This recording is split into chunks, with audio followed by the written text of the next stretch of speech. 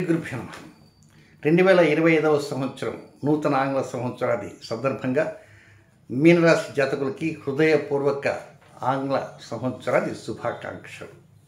2024కి వీడ్కోలు పలికాం, 2025ని స్వాగతించాం. మరి గ్రహచార స్థితిగతులు ఎలా ఉన్నాయి, అనుకూలమా ప్రతికూలమా, ఇట్లా రకరకాలైనటువంటి స్పెక్యులేషన్స్ జరుగుతుంటాయి. ఒక్కొక్కరు ఒక్కొక్క రకంగా చెబుతుంటారు. సరే, నేను కూడా ఏదో రకంగా చెప్తాను. అయితే మీరు ఎక్కడ ఆందోళన చెందాల్సిన అవసరం లేదు. వాస్తవానికి వ్యతిరేక గ్రహస్థులు ఉన్నమాట వాస్తవమే. కానీ ప్రపంచం తలకిందులైపోతున్నాయి, ప్రభుత్వాలు కూలిపోతాయని ఇట్లాంటి చెప్పేటువంటి యూట్యూబ్లో చెప్పే అంశాన్ని మీద దృష్టి సారించవద్దు. అద్భుతమైన గ్రహస్థులు ఉన్నప్పుడే ప్రభుత్వాలు కూలిపోయినాయి కనుక దానికి దీనికి ఏం సంబంధం కాదు. అయితే ఇక ముఖ్య గమనిక ఏమిటంటే, నేను నా రాశి ఫలితాలు చెప్పే సమయంలో ఈ తేదీ నుంచి ఈ తేదీ దాకా ఈ పాయింట్ చెప్పుకుంటూ ఆ పాయింట్ ఆ గంట టైము, గంట నిమిషాలతో సహా చెప్తా. అలాగే ఇక్కడ కూడా పాయింట్ టు పాయింట్ డేట్ చెప్తూ వస్తా, టైం కాకుండా. దీంట్లో 12 పాయింట్లు చెప్పబోతున్నా కనుక ఈ పాయింట్ చెప్ప ముందుగా వచ్చిన గమనిక ఏమిటంటే, ఈ జనవరి నెలలో అన్ని గ్రహాలని తనివి తీరా వీక్షించేటువంటి అవకాశం వస్తుంది. కనుక ఎన్ని వ్యతిరేక గ్రహస్తులున్నా ఏమి ఇబ్బంది వద్దు. దానికి సరైన పరిహారాలు నేను చెప్తాను. ఆ పరిహార ప్రకారం చక్కగా ముందుకు పోవచ్చు. ముందుగా జనవరి 3వ తేదీ శుక్రుడు చంద్రుడు కనబడతాడు. వాటిని చక్కగా చూడండి. మేఘావతం లేకుండా ఉంటే అద్భుతం. అలాగే ఫిబ్రవరి 1 కూడా చూడండి. ఇది కాక జనవరి 25వ తేదీన ఆ రోజున ఏం జరగబోతుందంటే, పంచగ్రహాలు కవాతు జరుగుతున్నట్టుగా 5 గ్రహాలు, దాని పక్కన దూరంగా చంద్రుడు, రాహుకేతు అన్నీ ఉంటాయి. కనుక కొంత అనుకూల పరిస్థితులన్నీ వచ్చే విధంగా పరిహారం ఉంటుంది. ఆ పరిహారము 2025 ఏరియల్ వ్యూ అని ఒక విమానం బొమ్మ వేసి అది మరికొద్ది గంటల్లో అది కూడా ఆ వీడియో వస్తుంది. ఆ వీడియో కూడా చక్కగా చూడటానికి ప్రయత్నం చేయండి. ఇక పాయింట్ నెంబర్ 1లోకి వెళ్దాం. మీనరాశి జాతకులకి మొత్తం 12 పాయింట్లు చెప్పాం కదా. పాయింట్ 1, జనవరి 1వ తేదీ నుంచి ఫిబ్రవరి నెల 4వ తేదీ వరకు, తిరిగి నవంబర్ 11 నుంచి డిసెంబర్ నెలాఖరు వరకు. వన్స్ అగైన్ రిపీట్ చేస్తాను. జనవరి 1 నుంచి ఫిబ్రవరి 4 వరకు, నవంబర్ 11 నుంచి డిసెంబర్ 31 తేదీ వరకు, మొత్తం 85 రోజులు ఈ గ్రహస్థితి. ఈ 85 రోజుల్లో ఎలా ఉంటుంది అంటే, మీ అడ్మినిస్ట్రేషన్, మీ మేనేజ్మెంట్ చాలా అద్భుతంగా ఉండే విధంగా పరిస్థితులన్నీ ఉన్నాయి. కానీ మీ మనసు కూడా ఒక్కోసారి అద్భుతంగా, అనుకూలంగా, స్వచ్ఛంగా ఉంటూ మానసిక శారీరక సంఘర్షణ లేకుండా ఉండాల్సినటువంటి అవకాశం అక్కడ ఉంది ఈ 85 రోజులు. కానీ కొన్ని సమయాల్లో కొన్ని వ్యతిరేకతల వలన మీ మేనేజ్మెంట్లో ఎక్కడో కొత్త లోపాలు అట్లా కనపడిన కారణంగా మేనేజ్మెంట్ కొంచెం అపశృతులు ఉండే అవకాశాలు ఉంటాయి. అలాగే మీ మానసిక చింతనలో కూడా కొంత వ్యతిరేకతలు చోటు చేసుకున్న కారణంగా మీ నిర్ణయాలు కూడా ఒక్కోసారి కొంచెం పట్టు తప్పే అవకాశాలు ఉంటాయి. పర్టికులర్గా 85 రోజుల్లోనే, 86 రోజులు ఉండదు. కానీ 85 రోజుల్లో ప్రతి నిర్ణయాన్ని 1-2 సార్లు ఆలోచన చేసి ఆ తర్వాతనే రూపకల్పన చేయడానికి ప్రయత్నం చేయండి తప్ప, ఈ ఐడియా రాగానే దాని ప్రకారంగా మనం ఏదో చేద్దాం అనుకోండి, దానికి ఏం చేయాలో ఏంటో టకటకలు చేసేసి కామ్గా ఉన్నారనుకోండి, ఒక్కోసారి సమస్య వచ్చే అవకాశం ఉంటుంది. కనుక ఇన్ కేస్ మనం చేసే పనికి ఫలాన్ని తావునిచ్చి లేకపోతే అట్నుంచి ఇట్నుంచి ఏదైనా ప్రాబ్లం వస్తే అప్పుడు ఏం చేయాలా, దానికి ఏమిటి రెక్టిఫై ఏంటి అనేటువంటి ఆలోచన చేయాలి. ముందు కూడా కేడించి మేలించాలి. ఆ విధంగా చేయటానికి మనకు ప్రయత్నం మీరు చేస్తే అవకాశాలు చాలా చక్కగా ఉంటాయి. ఇక 2వ పాయింట్ ఇదేమిటంటే, జనవరి నెల 1 నుంచి ఫిబ్రవరి నెల 24వ తేదీ వరకు ఇది 55 రోజులు. జనవరి 1 టు ఫిబ్రవరి 24 55 రోజులు. ఈ 55 రోజుల్లో ఏమిటంటే, డబ్బు విషయంలో ఒక్కోసారి మీ జాగ్రత్తలు తీసుకోలేకపోతారు. డబ్బు ఎక్కడెక్కడ పెట్టా మర్చిపోవటము, అయితే బంగారం ఉందనుకోండి, రింగ్స్ ఉన్నాయనుకోండి, ఏదో పొరపాటున ఎక్కడో తీస్తారు, పెట్టేస్తారు, మర్చిపోతారు. అలాగే ఒక్కోసారి అవతల వ్యక్తులతో మాట్లాడుతూ ఆలస్యం తెచ్చిపోతారు. ఆలస్యం ఎందుకు రెచ్చిపోతారు అనేది ఎవరికి అర్థం. మీకేం బీపీ ఉండాల్సిన అవసరం లే. లో బీపీ ఉన్నా, హై బీపీ ఉన్నా, అసలు బీపీ లేకపోయినా, షుగర్ ఉన్నా, షుగర్ లేకపోయినా, ఏమి లేకపోయినా ఈ సడన్గా రేస్ అయిపోతుంది.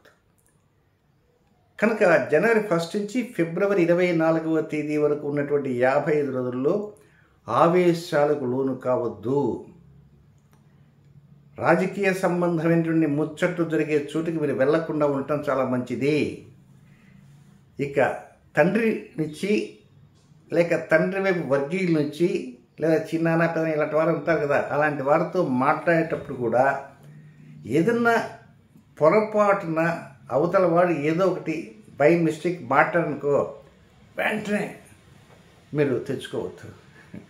దానివలన చాలా వ్యతిరేకతలు ఉన్నాయనే విషయం తెలుసుకోండి. అయితే జనవరి నుంచి డిసెంబర్ దాకా ఇలాంటివి చాలా ఉన్నాయని జాగ్రత్తలే. బట్ కొన్ని నేను పరిహారాలు ఎవరి మంది చెప్పుకుంటూ వస్తాను, రాశి ఫలితాలు చెప్పుకుంటూ వస్తాను.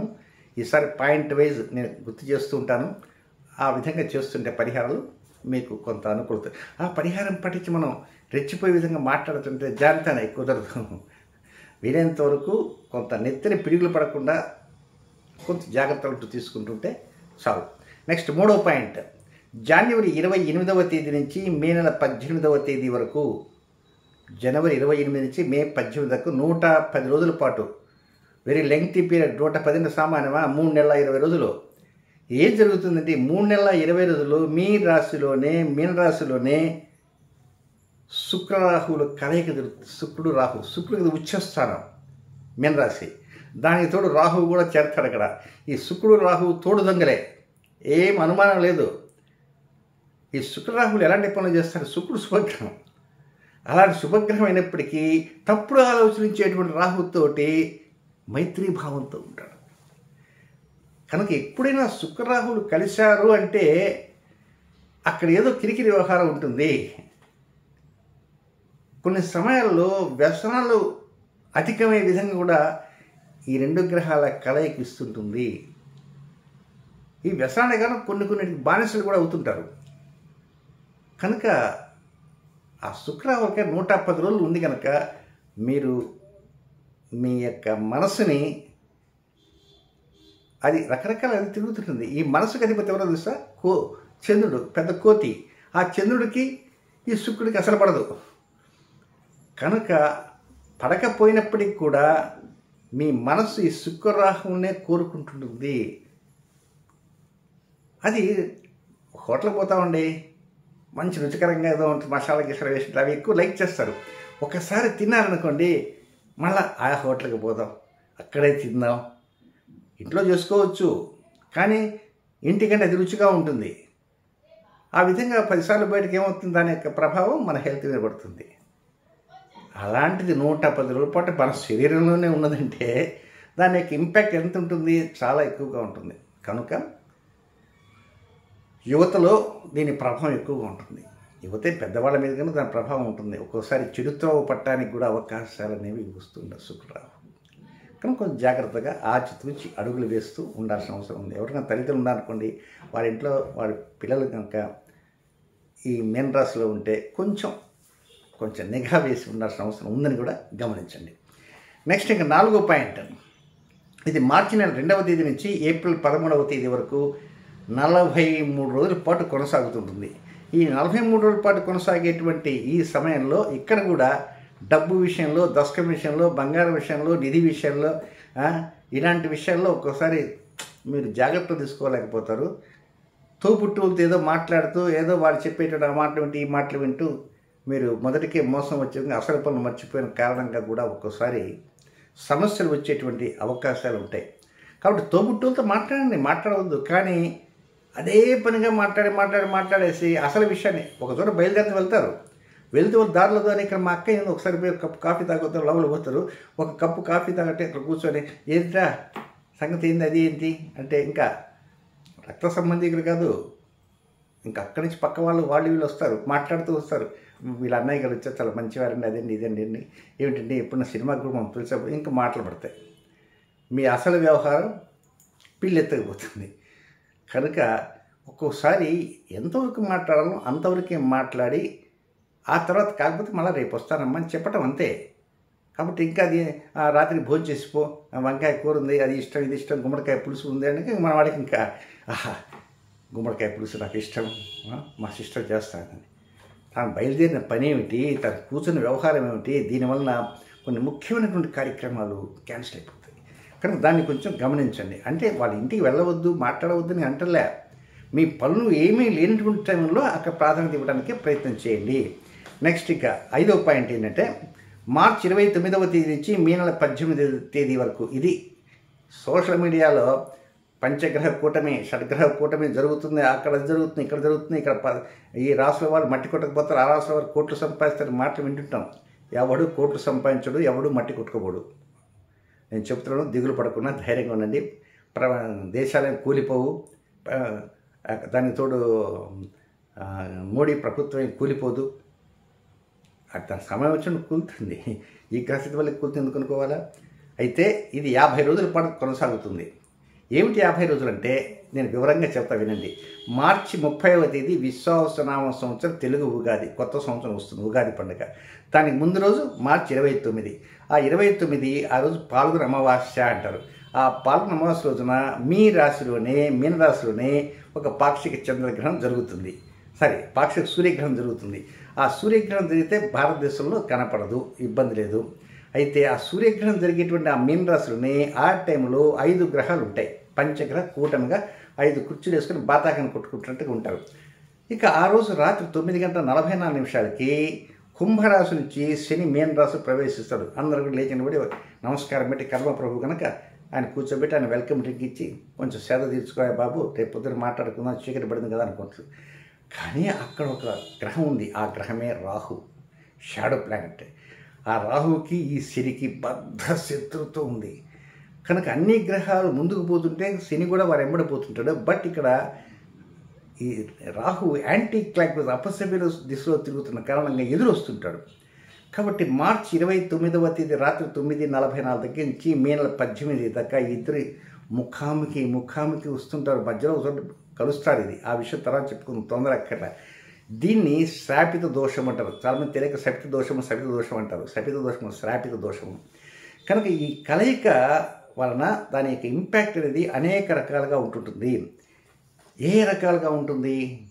ఉద్యోగం కావచ్చు, వ్యాపారం కావచ్చు, వ్యవహారం కావచ్చు, ఆరోగ్యం కావచ్చు, మానసిక స్థితిగతులు కావచ్చు, సంతానం కావచ్చు, మేనేజ్మెంట్ కావచ్చు, లేకపోతే పాలిటిక్స్ కావచ్చు, ఏదైనా డబ్బు కావచ్చు, దశకం కావచ్చు, వివాహం కావచ్చు, రకరకాలుగా ఉంటుంది. కనుక ఈ శ్రాపిత దోషం, ఈ శని రాహుడు కలిసిన కలయికలు సహజంగా కొంతమంది సిద్ధాంతం చూడగానే మేము చూడవండి జాతకం అని భయపడతారు. నాకేం అలాంటి భయాలు లేవు. నేను కొన్ని వందలు కాదు వేల జాతకాలు చూశాను వాటిని. కనుక ఈ సమయంలో కొన్ని జాగ్రత్తలు అంటూ తీసుకోవాల్సి వస్తుంది. మానసికంగా సంఘర్షణకు లోను కాకూడదు.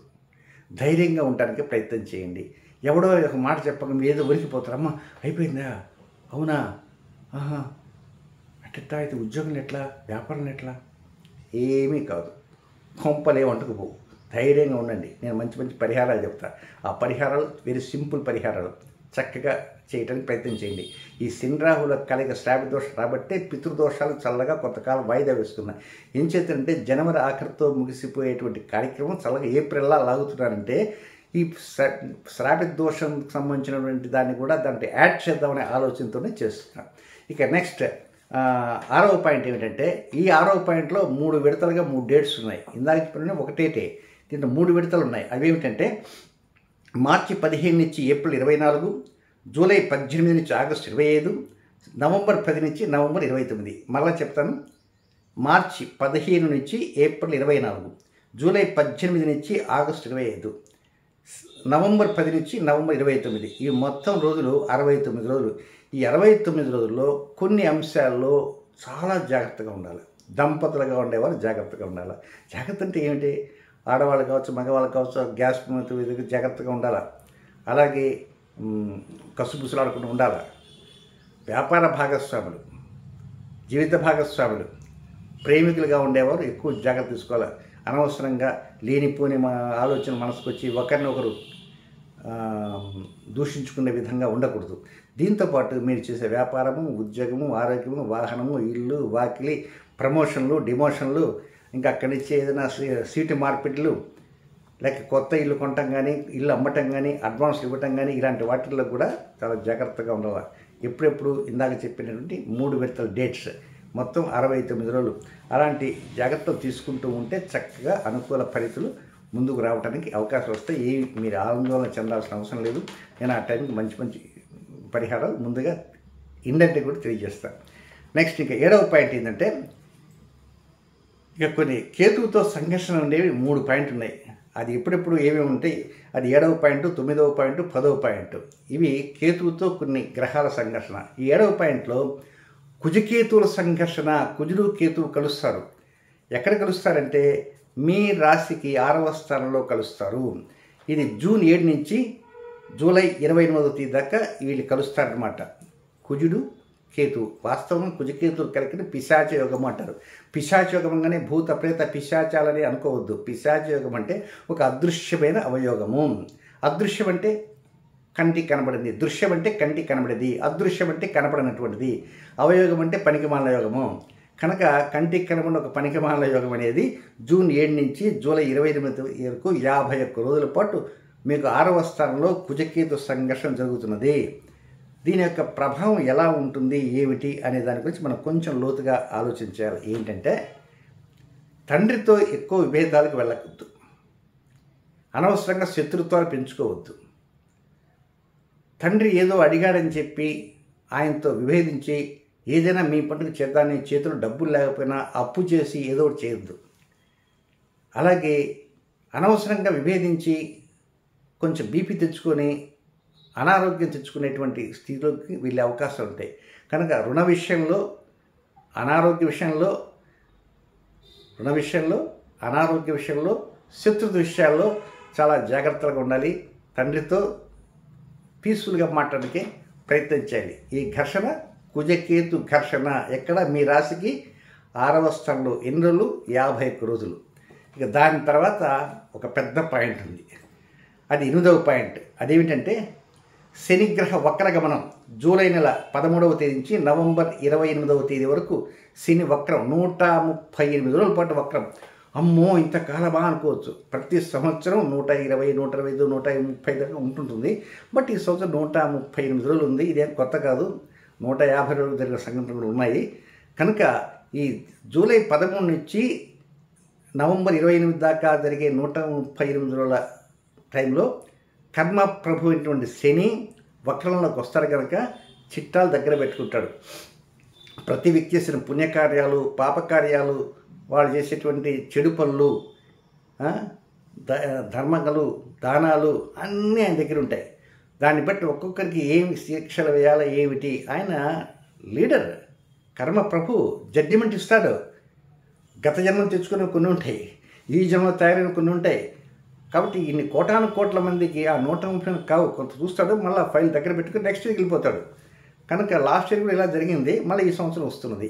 కనుక 138 రోజుల్లో ఉంటాడు. కనుక మన ఫైల్ ఎక్కడ వస్తుందో ఏమిటో, శిక్ష వేస్తాడో, లేకపోతే మనం చేసిన ఆయన దృష్టిలో అది పుణ్యంగా ఉందో పాపంగా ఉందో, మరి గత జన్మలో ఏం చేసాం ఏమిటో మనకు తెలియదు. కనుక దీన్ని బట్టి ఏంటంటే, కొంతవరకు ఆయన దృష్టికి మనం వెళ్లకుండా మన ఫైల్ వెనకుండేట్టుగా మనం ప్రయత్నం చేసుకోవాలి. కనుక ఆ టైంకి ఆయనకి ఏదైనా ఫోన్ కాల్ వచ్చిందనుకో, లేచి అయిపోతాడు, ఈ ఫైల్ అక్కడ అయిపోతుంది. కనుక అట్లాంటి పనులు ఉండాలంటే మనం ఏదో ప్రకారం ఆయన్ని కొంచెం మస్కా కొట్టే విధంగా పరిహారం చేసుకుంటూ ఉండాలి. ఇంకా సమయం చాలా ఉంది కనుక ఆ టైం నేను పరిహారం చెప్తాను, చక్కగా పరిహారం చేసుకోవచ్చు 138 రోజుల పాటు. నెక్స్ట్ ఇంకా 9వ పాయింట్, మళ్ళా ఈసారి కేతుతో సంఘర్షణ. ఇందాక వచ్చిన సంఘర్షణ ఏమిటి? 7వ పాయింట్లో కుజకేతు సంఘర్షణ. ఈ 9వ పాయింట్లో రవికేతు సంఘర్షణ. రవి కేతువుతో కలుస్తున్నాడు. ఎప్పటి నుంచి? 17 ఆగస్టు నుంచి 17 సెప్టెంబర్ దాకా మొత్తం 31 రోజులు. 7వ పాయింట్లో 51 రోజు, ఇప్పుడు 31 రోజు. ఈ 31 రోజులు కూడా దంపతుల మధ్య కల్మషాలు లేకుండా, ఆరోపణలు లేకుండా మనస్ఫూర్తిగా దాంపత్యం కొనసాగిస్తుండాలి. అలాగే ప్రేమికులు కూడా. అలాగే ఈ సమయంలో నిశ్చయ తాంబూలాలకు కొంచెం దూరంగా ఉంటే మరింత మంచిది. మీ అమ్మాయికి మా అబ్బాయిని, మా అబ్బాయికి మీ అమ్మాయిని కూడా ఈ సమయంలో కొంత దూరంగా ఉంటే మరింత మంచిదని నా భావన. ఇక ఈ 31 రోజుల్లో మీరు గమనించాల్సింది దంపతులు మాత్రం కాదు, వ్యాపార భాగస్వాములు కూడా. అలాగే గత నుంచి దంపతుల మధ్య ఏదైనా కలహాలు జరుగుతూ పోతూ ఉంటే ఈ టైంలో అవి కొంచెం అవి నీ దారి నీదే, నా దారి నాదే అనేది అంతకుముందు అనకపోయినా ఈ టైంలో అనే అవకాశాలు ఎక్కువగా ఉంటాయి. ఇది రవికేతు సంఘర్షణ. ఇక దీని తర్వాత మూడవది ఉంది, అది శుక్రకేతు సంఘర్షణ. అదే స్థానంలోనే, మీకు 6వ స్థానంలోనే. అది ఎప్పటి నుంచి అంటే 15 సెప్టెంబర్ నుంచి 9 అక్టోబర్ వరకు 24 రోజుల పాటు ఈ శుక్రకేతు ఘర్షణ ఉంది. కనుక ఈ శుక్రకేతు ఘర్షణ వలన కూడా ఒక్కోసారి కొంచెం మనసంతా కూడా కల్మషం అయిపోతుంది. ఇది కూడా దంపతుల మధ్య, ఇది కూడా ప్రేమికుల మధ్య, ఇది కూడా వ్యాపార భాగస్వామి మధ్య. కనుక ఈ సమయంలో కూడా ఒక్కోసారి మనసంతా ఉంది, నాకు విరక్తి అయిపోతుంది, హాయిగా ప్రశాంతంగా సన్యాసం తీసుకుందాం అనుకునే వాళ్ళు కొంతమంది ఉంటారు. కొంతమంది అనుకుంటే డైరెక్ట్గా చెబుతున్నారు, అయ్యా సరదాగానే మాట్లాడుతారు, నాకు నా భార్యకి పడదండి, మేమిద్దరం మా దారి మాది, నేను హిమాలయ పోతాను, నా భార్య కన్యాకుమారి వెళ్ళిపోతుందండి అని చెప్పుకుంటారు. అది సరదాగానే. ఆ సరదాగా చెప్పుకున్నప్పుడు ఆ సరదా నిజమయ్యే విధంగా కూడా ఈ శుక్రకేతు సంఘర్షణ తెచ్చేటువంటి అవకాశాలు ఉన్నాయి. కనుక ఇది 15 సెప్టెంబర్ నుంచి 9 అక్టోబర్ దాకా 24 రోజులు. ఇప్పటికి 10 పాయింట్లు అయిపోయినాయి. ఇంకా 11వ పాయింట్ ఏంటంటే, అది మే నెలలో 8 రాసుల్లో 9 గ్రహాల కలిసినటువంటి గ్రహమాలిక యోగం, మాలికలాగా ఉంటాయి. 8 రాసుల్లో 9 గ్రహాలు ఉంటాయి. అది జరుగుతుంది. జూన్లో 7 రాసుల్లోనే ఈ 9 నవగ్రహ మాలికా యోగం జరుగుతుంది. జూలైలో కూడా 7 రాసులు మరొక నవగ్రహ మాలికా యోగం ఉంది. మొత్తం 3 నెలలు 3 యోగాలు. ఈ 3 యోగాల సమయంలో అందరికీ ఒకటే రిజల్ట్ ఏమిటంటే, కొన్ని ముఖ్య కార్యక్రమాల్లో మనం వెళ్ళినప్పుడు ఎవరన్నా పరిచయాలు వచ్చినా, ఎవరన్నా ఫోన్ నెంబర్లు వచ్చినా, లేదా ఎవరన్నా చెప్పినా మర్చిపోతాం. ఏదో సేవ్ చేసుకుంటాం, సేవ్ బటన్ నొక్కం, మొత్తంగా నెంబర్ పోతుంది. ఆ తర్వాత ఆ వ్యక్తి కావాలి, ఆ వ్యక్తి ఎక్కడికి తెలియదు. కనుక ఇట్లా ఈ అపశృతులు ఏర్పడతాయి. దీనివల్ల ఈ మనస్సు మరిచిపోయిన కారణంగా ఇవ్వాల్సిన డబ్బు కంటే ఒక్కోసారి ఎక్కువ ఇస్తారు. ఒక్కోసారి ఇచ్చింది లేదు గుర్తుండదు, అవతల వాళ్ళు ఇచ్చింది లేదు గుర్తుదు, మీరు ఎక్కడ తెచ్చుకున్నా లేదు గుర్తులేదు. ఒక్కోసారి మీరు ప్రామిస్ నోటు మీద సంతకం పెడతారా, అది ఎంత డబ్బు వేసింది కూడా గుర్తుండదు. కనుక ఈ 3 నెలలకి ఒక సపరేట్ డైరీ మెయింటైన్ చేయండి. మే, జూన్, జూలై మతిమరుపుకు సంబంధించిన మాటలన్నీ. అంటే అందుకోసం ఏంటంటే, కొన్ని ముఖ్యమైనటువంటి ప్రతిదీ కాదు. ఈరోజు ఏం కూర వేసుకున్నాం, ఏ హోటల్ భోంచి, ఇవి కాదు కావాల్సినవి. ఈరోజు మనకు డబ్బు ఫలానా చోట్ల వచ్చింది, ఆ డబ్బు ఎక్కడికి ఇచ్చాం, ఎంతెంత ఇచ్చాం, ఏమిటి, అవన్నీ కూడా లెక్క జమ ఉండాలా. అలాగే కొన్ని చోట్ల వెళ్ళినప్పుడు అక్కడ వారికి ఎంత డబ్బు ఇచ్చాం, వారు ఎంత ఇచ్చారు, చెక్ ఇచ్చారు, ఆ చెక్ నెంబర్ ఎంత, ఏమిటి, ఇన్ కేస్ ఆ చెక్ మిస్ప్లేస్ అయితే అవన్నీ నోట్ డౌన్ చేసుకోండి.